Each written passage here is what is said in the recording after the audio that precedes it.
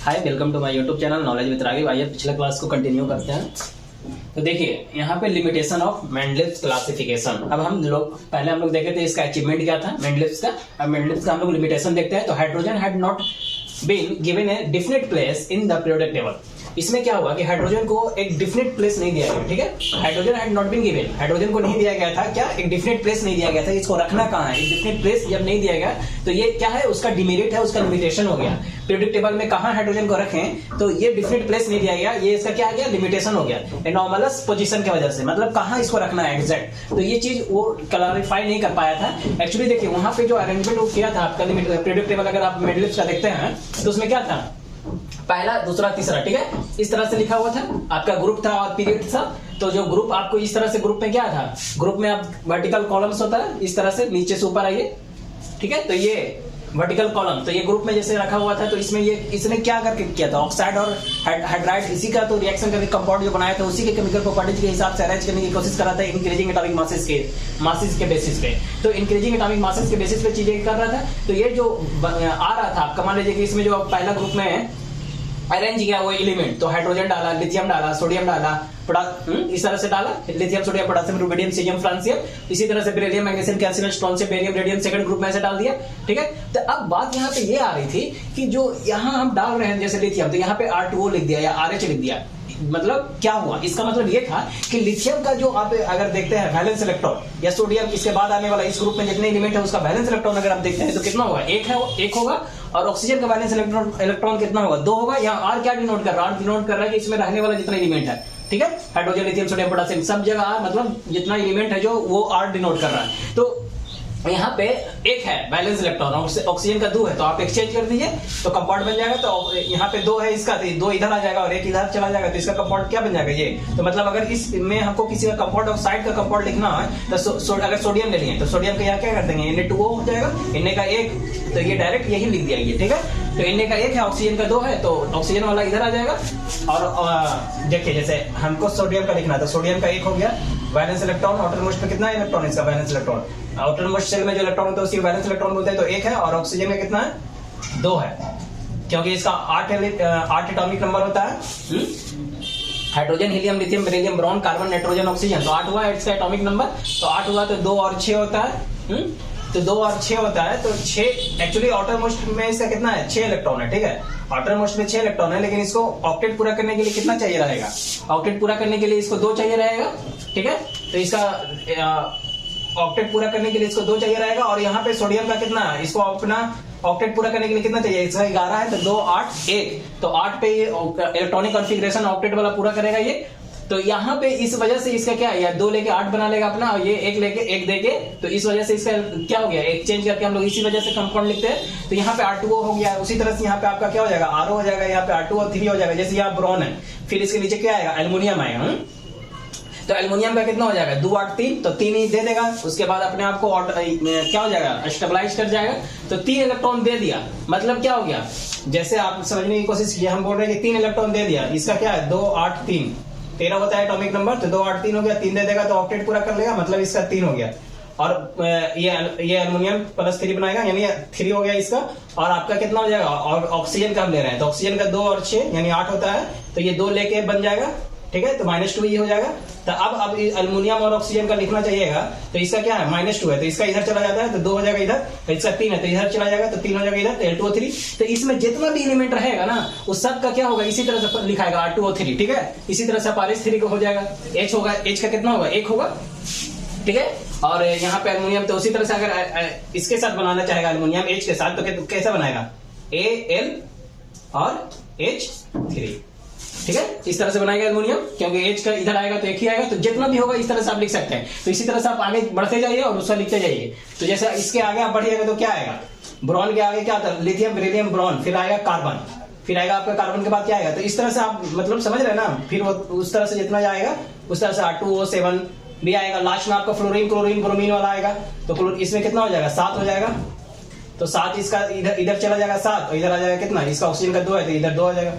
तो इस तरह से आप मतलब लिख सकते हैं और उसका कंपाउंड उस तरह से बनेगा। तो बेसिकली मैं यहाँ पे आपको ये रिलेट करने की कोशिश कर रहा हूँ कि यहाँ पे ये फिक्स नहीं कर पाया था। आपको बताया था कि हाइड्रोजन क्या था, हाइड्रोजन आपका फ्लोरो क्लोरो ब्रोमो वाला भी प्रॉपर्टीज रख रहा था, जो फ्लोरीन क्लोरीन ब्रोमीन वाला भी प्रॉपर्टीज रख रहा था। देखिए किस तरह से हाइड्रोजन का इलेक्ट्रॉनिक कॉन्फिगरेशन क्या था, 1 था। 1 मतलब हाइड्रोजन का इलेक्ट्रॉनिक कॉन्फिगरेशन आप लिखिएगा तो इसका क्या है, एक है इसका आउटरमोस्ट सेल में, और जो इसके इधर जो रखा गया lithium sodium potassium rubidium cerium, इसका भी क्या है 1 है आउटरमोस्ट में, 2 8 है आउटरमोस्ट सेल में। कितना आ रहा था, 1 आ रहा था। अब इसमें जो 1 आ रहा है, इसमें भी आ रहा है 1, इसमें भी इसका भी 1 आ रहा है। तो अब यहाँ पे क्या हुआ कि अभी वो जो अरेंज किया एटॉमिक मासेस के हिसाब से, लेकिन केमिकल प्रॉपर्टीज भी तो देख रहा था ना। तो केमिकल प्रॉपर्टीज के हिसाब से दोनों, इसका आउटरमोस्ट में भी 1 था, इसका भी था, और ये इस वजह से जब चीजें देख रहे थे तो क्या हो रहा था कि ये जो लिथियम सोडियम पोटेशियम जो ये है आपका अल्कली, इसको क्या बोलते हैं, अल्कली मेटल बोलते हैं, lithium sodium potassium rubidium cerium. तो ये जो है हाइड्रोजन के साथ, ऑक्सीजन के साथ, सल्फर के साथ कंपाउंड बना रहा था। जैसे लिथियम आपका जैसे NaCl हाइड्रोजन के साथ बनाने के लिए fluoro chloro bromo fluorine chlorine bromine iodine, ये सब हाइड्रोजन ग्रुप का आता है। तो इसके साथ ये क्या बना रहा है, जैसे सोडियम हो गया तो सोडियम NaCl कंपाउंड बना रहा है ना, KCl कंपाउंड बना रहा है ना, इसमें लिथियम सोडियम पोटेशियम भी है इसी में पहला ग्रुप में, तो वो भी बना रहा है, ठीक है। या फिर सल्फर के भी साथ देखिएगा तो Na2S बनाएगा, इसके साथ देखिएगा तो K2O बनाएगा। अब Na2S कैसे बना रहा है, तो ये आप पिछला क्लास जाके देखिए तब समझ में आएगा, यहाँ फिर वो बताऊंगा सब हौच पौच हो जाएगा। क्यों बना रहा है, क्योंकि इसका कितना है, इसका देखिए 2 8 से लिखिए 16 होता है इसका, तो उस हिसाब से आप देखिए कि 2 आ रहा है, इधर सोडियम का 1 आ रहा है, तो वो एक्सचेंज होके कंपाउंड इस तरह से Na2S बना दिया। उसी तरह से अगर आप देखिएगा तो हाइड्रोजन भी क्या आ रहा है कि ये भी ऑक्सीजन के साथ बना रहा है कंपाउंड, ये भी हाइड्रोजन के साथ कंपाउंड बना रहा है। जैसे हाइड्रोजन में क्लोरीन आता है तो हाइड्रोजन और क्लोरीन रिएक्शन करके HCl ये भी बना रहा है, ये भी बना रहा है H2O।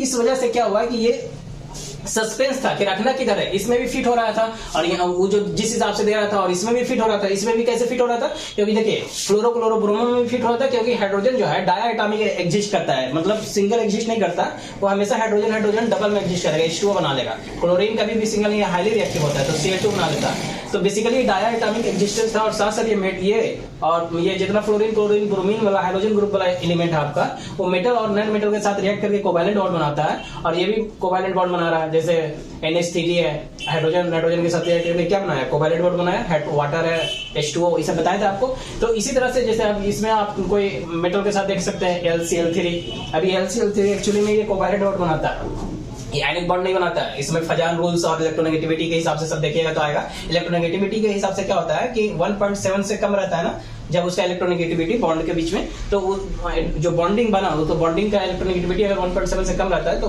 वो एक्चुअली क्या होता है, कोवैलेंट टुवर्ड्स हो जाता है। जबकि AlF3 देखिएगा तो वो क्या बनाएगा, AlF3 आपका आयनिक बॉन्ड बनाता है, और एनायन के हिसाब से भी दिया जाता है। फजान्स रूल्स जो है वो एनायन के हिसाब से देता है कि अगर बड़ा एनायन है तो वो क्या होता है, कोवैलेंटली बॉन्ड बनाता है वो, ठीक है। तो खैर वो ज्यादा हो गया, उसको अभी जानना नहीं है, बस आप सिंपल इतना ही जानना है आपको, ये डायटॉमिक नेचर की वजह से भी ये हो रहा था, और ये इसके वजह से भी ये हो रहा था, इसलिए इसका फिक्स पोजीशन नहीं हो पा रहा था, इसलिए सर्टेन पोजीशन ही नहीं दिया था हाइड्रोजन का। तो ये इसका क्या था, लिमिटेशन था।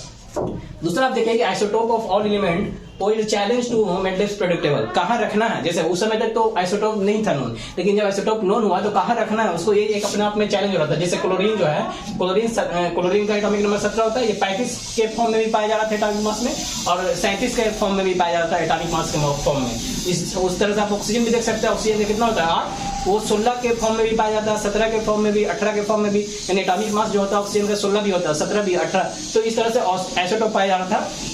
आइसोटोप आप जानते हो आइसोटोप क्या होता है, कि जिसका ऐसा होता है एलिमेंट, मतलब जिसमें एटॉमिक नंबर क्या होता है, ये आपका एटॉमिक नंबर सेम होता है बट उसका मासेस जो होते हैं वो डिफरेंट होते हैं, तो उसी को हम लोग बोलते हैं आइसोटोप बोलते हैं, ठीक है। इसी तरह से आइसोबार होता है, ठीक। तो आइसोटोप इसको बोलते हैं। एक्चुअली आइसोटोप ये हो गया आपका। तो इसमें अब चैलेंजिंग था कि ये एटॉमिक मास के हिसाब से अरेंज कर रहा था। तो अब क्लोरीन जब मिला आइसोटोप, मतलब कि एक क्लोरीन मिला जिसका एटॉमिक मास 35 है, एक क्लोरीन मिला जिसका एटॉमिक मास 37 है, तो इसको आप कहाँ रखें, या रखें दोनों को क्या एक जगह रख लें, या फिर दोनों को अलग अलग रखें। तो ये अपने आप में चैलेंज था कि क्या स्लॉट में रखें, ग्रुप में, पीरियड में, किस तरह से रखें। तो ये अपने आप में चैलेंज था। तो ये डिमेरिट शो कर रहा था। और फिर एटॉमिक मासेज जो है don't increase in regular manner, इसका जो एटॉमिक मासेज जो था वो नहीं इंक्रीज कर रहा था, एक रेगुलर माइनर में इंक्रीज नहीं कर रहा था। जो एटॉमिक मास से ये अरेंज करने की कोशिश कर रहा था, तो एक रेगुलर माइनर में वो इंक्रीज नहीं हो रहा था। जैसे मान लीजिए कि गोल्ड इसका एटॉमिक मास लगभग 197 के आसपास, और मरकरी का कितना हो गया लगभग 201 के आसपास। तो यहाँ पे आप गैप देखिए, कितना गैप आ गया, 4 का गैप आ गया। और यहाँ लेड जो है उसका 207 के आसपास एटॉमिक मासेस लगभग ऑलमोस्ट, और बिस्मथ का कितना 209 के आसपास। तो इसमें गैप देखिए 2 आ गया। तो यहाँ पे क्या इसके बीच में और कोई एलिमेंट अभी जो नोन नहीं है, एग्जिस्ट नहीं कर रहा, जो बाद में डिस्कवर्ड होगा, वो यहाँ पे फिट होगा क्या? तो ये भी एक अपने आप में क्या हो रहा था, थोड़ा सा सस्पेंस था कि atomic masses not increase in regular manner in going from one element to the next. अगर एक एलिमेंट से बाद अगला वाला एलिमेंट पे जा रहे थे, तो चूंकि ये रेगुलर मैनर में इंक्रीज नहीं कर रहा है, यहाँ 4 से यहाँ 2 से, यानी वो फिक्स मैनर में इंक्रीज नहीं कर रहा था, तो ये डिफिकल्ट था। सो क्या हो रहा था, एक एलिमेंट से दूसरे एलिमेंट पे जाने पे नहीं हो रहा था। सो डिफिकल्ट हो रहा था टू प्रेडिक्ट करना, ये पता करना मुश्किल हो रहा था कि how many elements could be discovered between 2 elements. क्या इसके बीच में कितना कोई और एलिमेंट्स खोजा जा सकता है, या खुद बाद में मिलेगा नहीं मिलेगा। तो ये डिस्कवर्ड मतलब ये प्रेडिक्ट करना, थोड़ा डिस्कवर्ड करना अपने आप में, how many elements could be discovered between 2 elements. क्या मतलब हो सकता है कि इसके बीच में और भी एलिमेंट्स खोजा जाए, फिर बाद में दिक्कत। तो ये एक अपने आप में, चूंकि इसका जो एटॉमिक मासेस पे जो अरेंज कर रहा था, वो एक सडन नहीं था कि हाँ इतना से ही बढ़ेगा, समझ रहे हैं, कहीं इरेगुलरिटीज थी। और वो आपको ज्यादा मैक्सिमम देखने को मिल रहा था जब वो आप हायर एटॉमिक मासेस में आप जा रहे थे, जब नीचे की ओर आप आ रहे थे, जैसे ही वो अरेंज कर रहा था, तो हायर एटॉमिक मासेस में जब आप जा रहे थे, ठीक है, जैसे 197, 201 नीचे वाला में, तो उस वक्त और ज्यादा ये वेरिएशन मिल रहा था, जिसकी वजह से प्रेडिक्ट करना थोड़ा मुश्किल हो रहा था। तो ये भी क्या है, उसका एक लिमिटेशन नहीं काउंट होता है, ठीक है। अब देखें यहाँ पे कि जैसे आप इसका वनाडियम और क्रोमियम को जो अरेंज किया था, तो कुछ ये अरेंज किया था जो एटॉमिक मासेस के हिसाब से कर रहा था, इंक्रीजिंग एटॉमिक मासेस के हिसाब से, लेकिन कुछ क्या था यहाँ पे जैसे 50.94 और 50.20, मतलब यहाँ पे एटॉमिक मासेस कुछ का स्लाइटली जो आपका कम ज्यादा है उसको पीछे रख दिया। मतलब करना तो इसको चाहिए था कि क्रोमियम को पहले रखना, फिर वनाडियम को रखना चाहिए था, लेकिन कुछ को इस तरह से अरेंज किया, जैसे वनाडियम क्रोमियम हो गया। कोबाल्ट निकल, कोबाल्ट का एटॉमिक मासेस क्या है, निकल से ज्यादा है, देखिए इसका 58.9 के लिए और इसका 50.71 है, तो कुछ तो ज्यादा है, लेकिन इसको निकल को पहले रखना चाहिए था, कोबाल्ट को बाद में, लेकिन वो इस तरह से नहीं रखा, तो इन दो को इस तरह से अरेंज किया था। तो ये दो को किस तरह से अरेंज किया, वो इस दो को इस तरह से अरेंज किया कि उसको थोड़ा प्रॉपर्टीज को भी अपने माइंड में रखते हुए, सारी चीज को कैलकुलेट करते हुए इसने इस तरह से इसको मतलब वहां पे एटॉमिक अपने जो प्रेडिक्ट टेबल बनाया था उसमें इसने ऐसा रखा था। और कुछ का गैप भी उसने छोड़ा था, जैसे स्कैंडियम हो गया, गैलियम हो गया, जर्मेनियम, जो कि बाद में खोजा गया था तो फिट हुआ था, तो इसको वैकेंट स्पेस छोड़ दिया था, जो बाद में खोजा गया था तो गैप हुआ था, ठीक है। और ये किस तरह से किया था, तो एटॉमिक मासेस के हिसाब से, इंक्रीजिंग एटॉमिक मासेस के हिसाब से अरेंज किया था, ठीक।